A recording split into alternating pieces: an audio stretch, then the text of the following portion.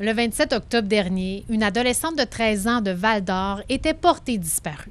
Et la Sûreté du Québec a demandé l'aide du public pour la retrouver. Moi, j'ai eu un appel pas longtemps après par les enquêteurs pour nous informer, nous confirmer la bonne nouvelle que la jeune fille avait été retrouvée. C'est le genre de bonne nouvelle que Patrick Bergeron, le chef de liaison au réseau Enfants Retour, souhaite recevoir. Nous, on travaille dans les dossiers de fugue, dans les dossiers d'enlèvement par parents et ce qu'on appelle les enlèvements criminels, les enlèvements non parentaux. Chaque dossier est différent. Depuis 2013, Patrick fait le pont entre les corps policiers et les familles des enfants disparus. Oui, on va aviser la famille. Le dossier portait sur une jeune fille autochtone. Sa disparition n'est pas un cas isolé. Nous, on commence à avoir de plus en plus de dossiers qui sont reliés à des jeunes autochtones.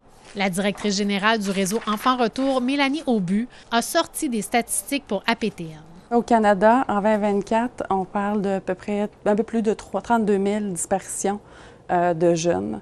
Et sur ces 32 000-là, il y a 23 qui sont des jeunes autochtones.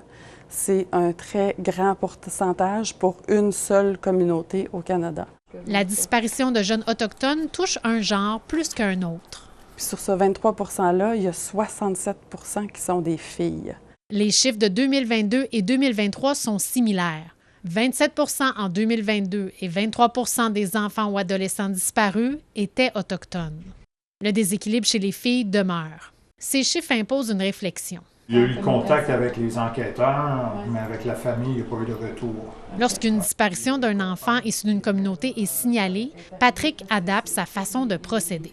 Historiquement, il y a des problèmes. Il y a eu un manque de confiance avec les communautés autochtones, avec les autorités policières ou d'autres instances gouvernementales. Si les familles ne se sentent pas entendues, Patrick peut parler aux enquêteurs au dossier en leur nom. Mon rôle à moi à ce moment-là, c'est de communiquer avec les enquêteurs, voir où en est le dossier, qu'est-ce qui a été fait dans le dossier et comment est-ce qu'on peut améliorer cette communication-là pour que la famille se sente écoutée, épaulée et prise au sérieux.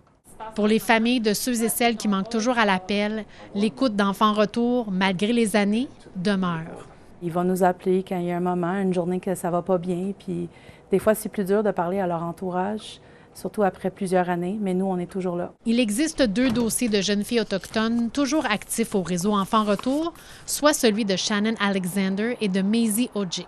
Les 2 meilleures amies sont disparues ensemble en septembre 2008. Elles sont membres de la communauté de Kitigan-Zibi.